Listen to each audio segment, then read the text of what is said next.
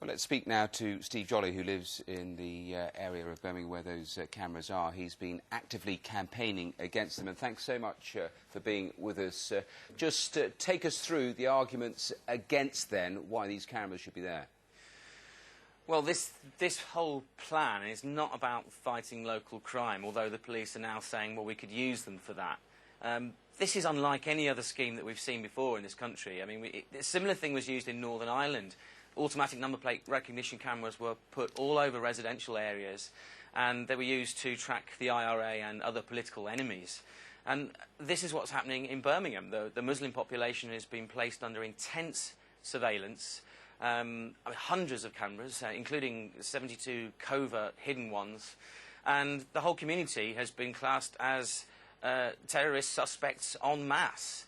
And, you know, it's a complete step change in policing. It's no longer a case of investigating suspects. It's now everyone's a suspect. It's pretty clear, though, that the police don't intend to change their minds on this. They're not going to change their minds, did you say? Yes.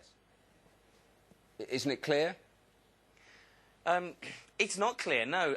Unless the whole scheme is dismantled, it's just going to go ahead as planned. I mean, the suggestion that, and you had Sharon Rowe there, the Assistant Chief Constable, saying that there's no longer any involvement from the counter-terrorist unit. It's absurd. I mean, the thing was designed and funded by counter-terrorism. It's now in place, and the information, the data collected, will go straight to the counter-terrorism unit. So unless these things are removed, the infrastructure is taken down, then there will have been no change. I mean, even if the covert cameras are removed, there's nothing to stop them being put back up again in 6 months' time or next year. So really, I think the whole scheme needs to be dismantled. This is a huge PR disaster, and it's not going to blow over until the police start to listen to the community. You say it's not going to blow over. I mean, you've campaigned already for a long time on this. Where do you go with this, though, now? Well, there's going to be a public consultation, and the people of Birmingham, particularly these areas affected, are going to have their say as to whether they want these cameras.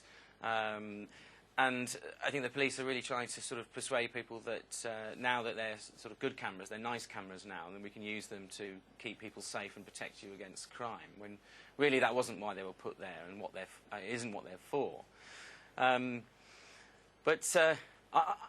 It remains to be seen. I mean, I had a meeting with the Chief Constable, and I asked him, would the public consultation determine the outcome? And he said, not necessarily. And I said, well, is the removal of all the cameras one of the options on the table? And he refused to confirm that. So it very much sounds as though the police are continuing to push this project forward, despite the opposition from the community. Well, Steve Jolly, thanks very much for taking time to speak to us. Let's turn to breaking news, though, from the courts before we go to the headlines, because we are hearing that 4 defendants in the Graf jewellery robbery case have just received sentencing. They've been given 16 years for conspiracy to rob the jewellers in Mayfair.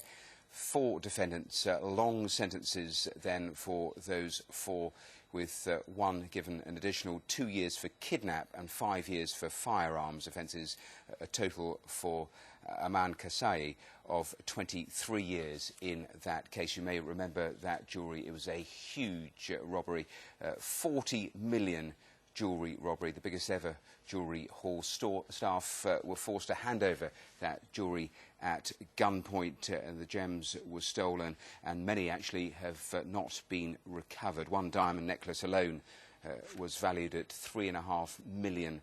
And of course, you may remember the case. It was very high profile, with the raiders using makeup and disguise